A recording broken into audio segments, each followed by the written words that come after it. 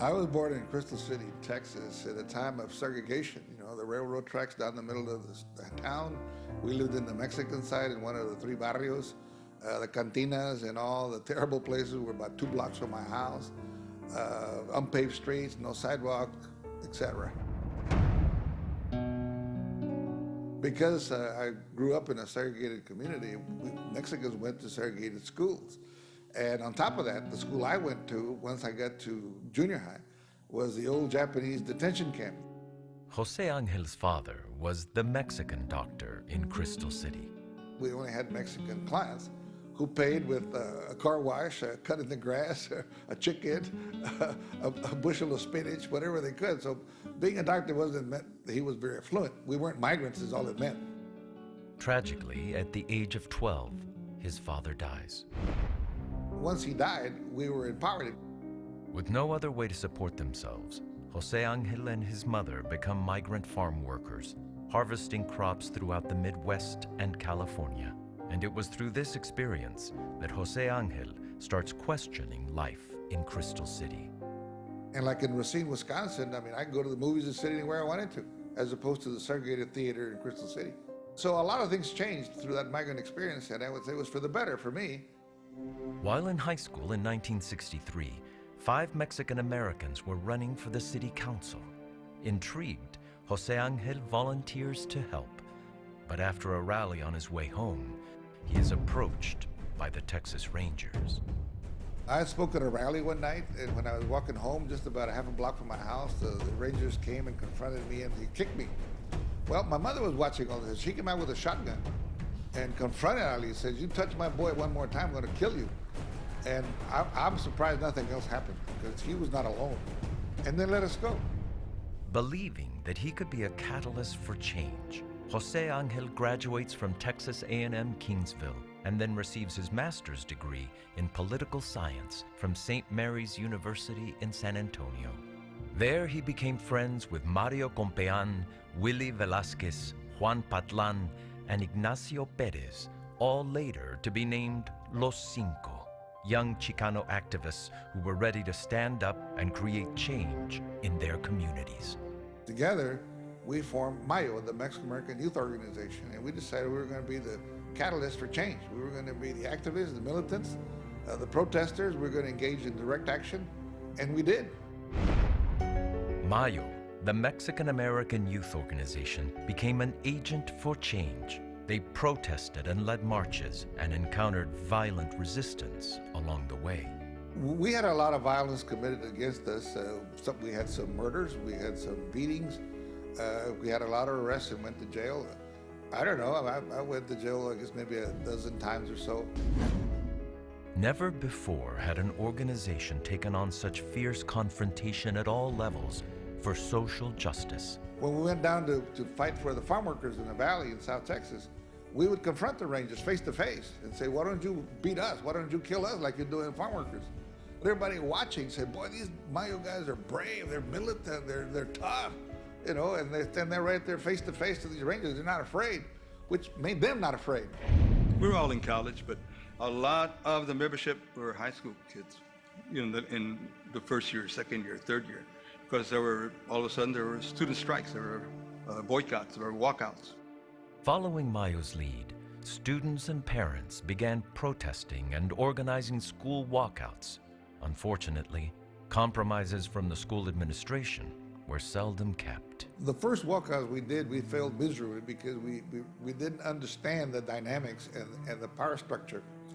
You know, we should have realized that what the books were saying, history books, about Indian treaties, how they signed treaties, but the whites never honored them. Well, they signed walkout agreements, and they never would honor them. In 1969, Jose Angel returns home to Crystal City.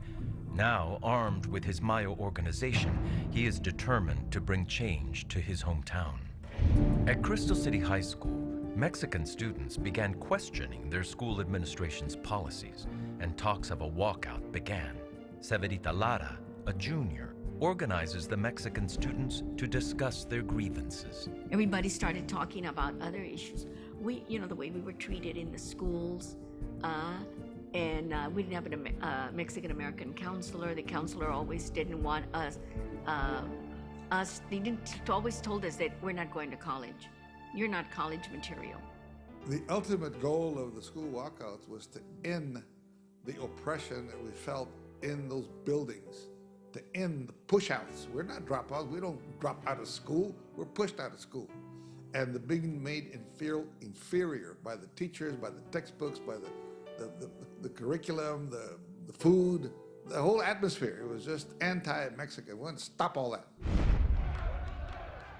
On December 9th, 1969, with the help of Jose Angel and Mayo, 500 high school students staged a walkout.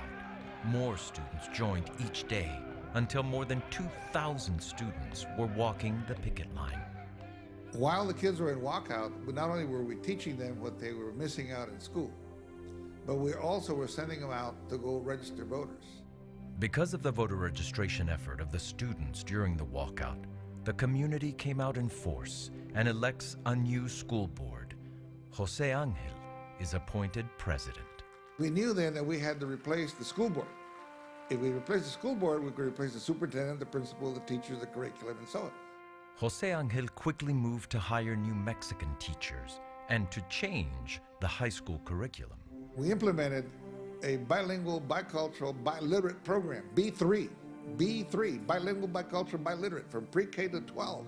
This was revolutionary, that we were going to graduate kids speaking Spanish and English. Jose Angel's efforts would pay off as more Mexican students in the following years graduated high school and attended college, including Severita Lara. He wanted us to have an opportunity to have a college education. And he made it very clear, all of you are going to go to college.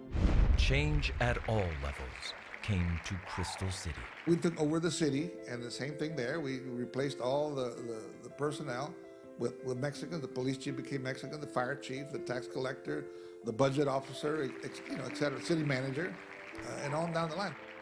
And Jose Angel knew that we had to change the whole political environment. It wasn't only employment. It wasn't only education. We had to change the top, who were the ones who were making policy against us. Jose Angel's political strategy had worked, and from it materialized his idea of forming a third political party. With the Mayo leadership, he created the Raza Unida Party.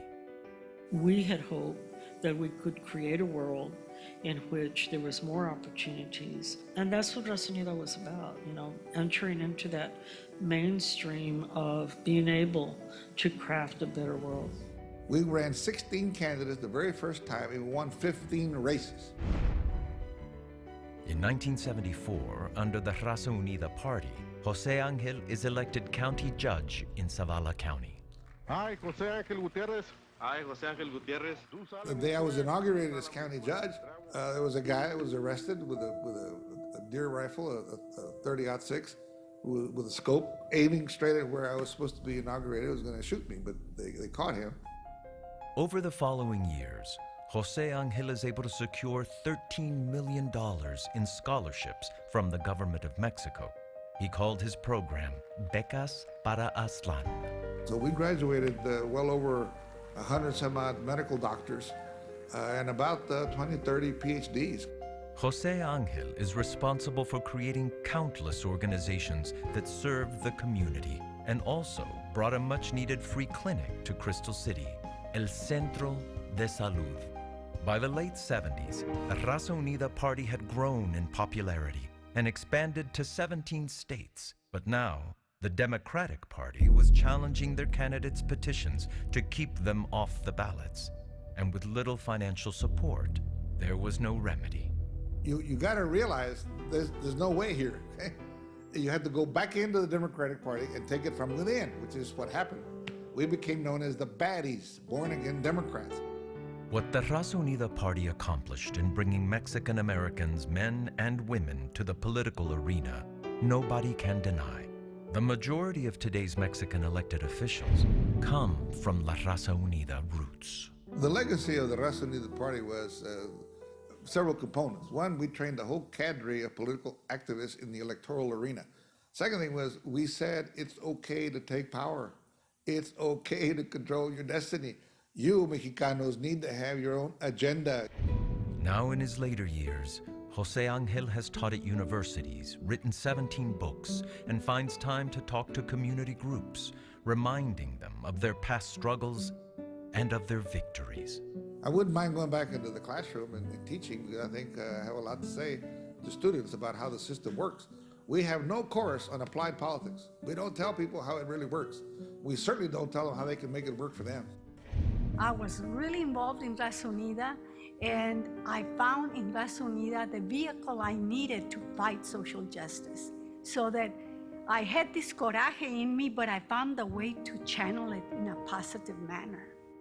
I think Jose Angel very much gave us license, gave young people license to be active, to take on the power structure, to be able to say things that our parents and grandparents were never able to say. He could have chosen to be in it for himself. He could have chosen to go and achieve high office or be successful in other ways. Instead, he chose to stand with the people. He's a brilliant strategist. He will go down in history as one of the great leaders in our history, the history of Chicanos. He gave us that opportunity to fight. He showed us how to fight for what was ours. Jose Angel is referred to as one of the 4 most influential people of the Chicano movement, and many would argue that he was the #1 catalyst for Chicano civil rights during the 60s and 70s. Nothing's going to be given to you if you don't raise your voice, if you don't demand your interest, your action, your piece of the pie. So we got to take it. And for that, you got to be organized, mobilized, and go get it.